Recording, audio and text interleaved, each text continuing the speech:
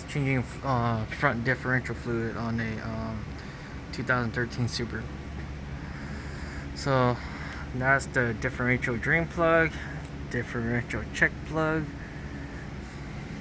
and then the fill plug is right there. Let me zoom in. I marked it in yellow. I already undo it. So definitely a lot of people ends up taking off this guy right here, which is not for the differential fluid. So make sure you do not take off that guy right there, because for the CVT trans. So I already drained the fluid already, so what we're gonna do is we're gonna fill up from back here. Undo this guy real quick, fill it from here, and then it should spill out from the check plug. Once it spill out from the check plugs, means you're full. Okay guys, so I filled it up. This is what you should be seeing.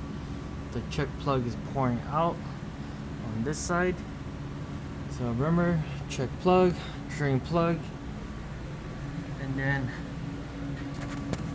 fill plug is on passenger side on top of the axle.